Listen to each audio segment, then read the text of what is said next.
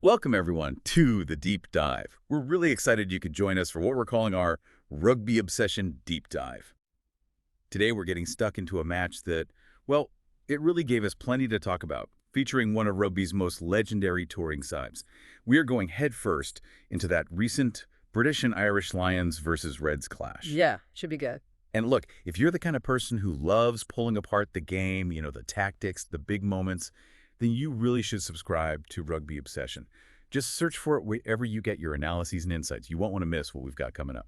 Absolutely. So our mission today essentially is to unpack that pretty incredible 52-12 win for the Lions over the Reds. That was in Brisbane, July 2nd, 2025. We've really dug into the reports, particularly from Planet Rugby. And we want to pull out the key bits of info, the tactical stuff, and maybe, a few surprising details behind that scoreline. Right, and the context is pretty important here, isn't it? This wasn't just any old game. It was the Lions' second match on their tour of Australia, and they'd already had a big win. So they were definitely looking to build some momentum, but this match threw up some early curveballs before they really asserted themselves. It did. And what's really fascinating, I think, is how the game started. Because the Reds came out absolutely flying. Less kisses. I mean, the reports called them outstanding in the opening quarter. Yeah. They weren't just running hard. They were, breaking tackles almost easily at times. It must have been a bit worrying for the Lions early on. That 12-7 lead for the Reds early doors definitely made you sit up, didn't it? Yeah. What was it about their game plan, do you think, that caught the Lions out? Any particular players who shone in that opening burst? Well, it looked like a mix of, direct running, but also some smart lines. You had Jeffery, Toomaga-Allen, and Flook getting the tries. But the sources really highlight Hunter Paisami. He was apparently electric. Right. Not just powering through, but picking these lines that kind of avoided the usual double tackles the Lions try to make. And Joe Braille, too, making good ground, driving through guys like Chessum and Curry. So it wasn't just brute force. It felt like a thought-out attacking shape, hitting those short lines, looking for those little mismatches or gaps. Interestingly, though, Planet Rugby pointed out that even though they scored those tries, the Reds actually spent less time on average in the Lions' 22 in that first 15 minutes compared to later in the half. It suggests those scores came from, quick strikes, turnovers, rather than grinding out pressure. So, yeah, definitely a tricky start for the Lions. The source material said it was not the most convincing of starts. Yeah. You saw errors creeping in, forced passes.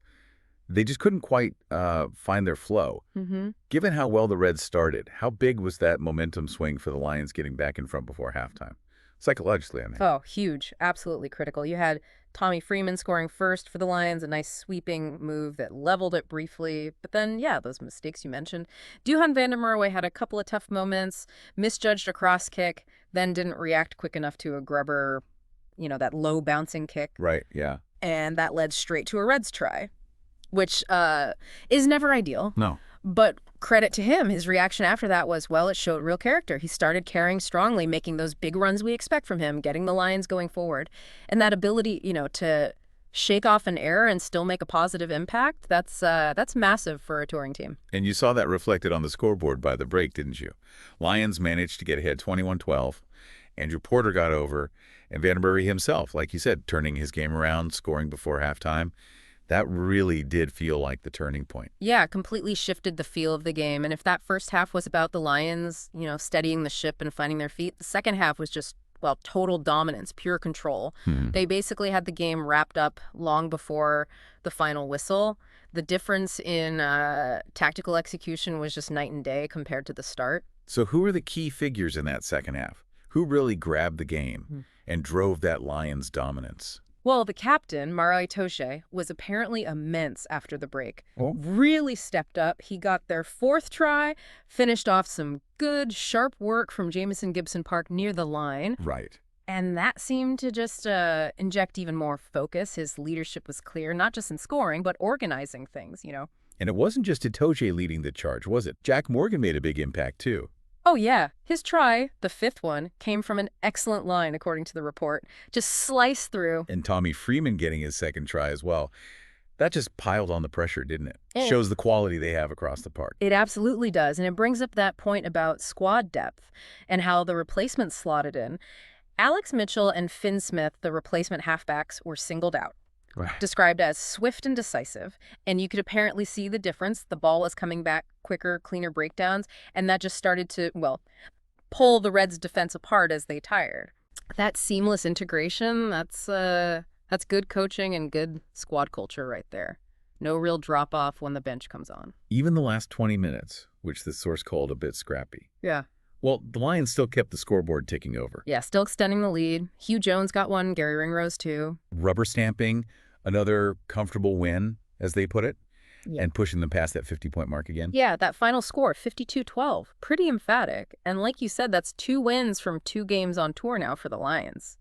They're definitely showing some serious strength early on.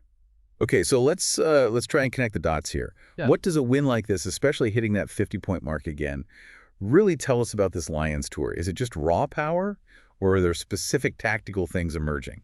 Well, looking at the bigger picture, it says a lot about their power, definitely. Like the first game, the Reds were ultimately swatted aside, as the report puts it. But it's more than just power. This repeated high scoring, even after that slow start here, it points to something else. Their ability to, transition really quickly from defense to attack seems lethal. Okay. It's not just individual brilliance, though there's that too.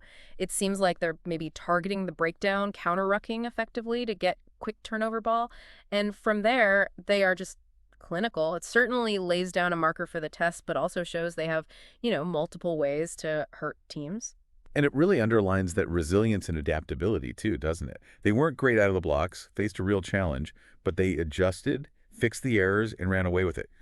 What do you think enables that? Is it just talent, or is there something specific in the coaching or the team environment that allows them to make those in-game shifts so effectively? That's a really good point. To adapt like that mid-game suggests, well, strong leadership on the pitch, for one, but also really clear communication, between the players and the coaches. That tactical shift in the second half you mentioned, maybe line speed increasing, getting more aggressive at the ruck, securing faster ball that doesn't just happen. That's likely coaching feedback being understood and implemented really well under pressure. So it's discipline, cohesion, executing a plan B almost. Yeah. And just worth mentioning the officials who managed the game, all from New Zealand. James Dolman was the ref, with Paul Williams and Ben O'Keefe assisting and Glenn Newman as the TMO. They certainly had a good view of that Lions turnaround. Absolutely. And speaking of getting a good view, if you're enjoying this deep dive, if you're passionate about rugby analysis like we are, then make sure you hit subscribe on Rugby Obsession, join the community, share your thoughts. We'd love for you to be part of these discussions. So, wrapping up the key takeaways from this one. What does it all mean? Well, it's pretty clear the Lions are in formidable shape early in this tour. They've shown power, sure, but also that crucial adaptability. This match really highlighted their ability to troubleshoot problems on the fly and still deliver a comprehensive clinical performance. That's going to worry oppositions. Yeah, it's been a really positive look at what was ultimately a compelling game. You had the early Red surge, the Lions fight back, and then that second half dominance. Lots of good rugby on show. But now we really want to hear from you listening. What stood out for you in this match? Did anything surprise you? What insights did you take away from seeing the Lions recover like that? And what do you reckon this result, hitting 50 again, means for the rest of the tour, especially looking ahead to the test series against the Wallabies? Yeah, that's the big question, isn't it? What does this consistent ability to rack up big scores, even when not starting perfectly, signal about their ultimate goals this season? And maybe more importantly, how on earth do teams, particularly Australia, plan to counter that kind of relentless attacking threat? It's quite the tactical puzzle they're posing. Definitely something to mull over until our next deep dive. But please don't miss out on any of our future analysis. Make sure you subscribe to Rugby Obsession right now so you catch every deep dive we do. Thank you so much for joining us for this Rugby Obsession deep dive. It's been great sharing these thoughts with you. Yeah, thanks for listening. We will look forward to listening to our next episode.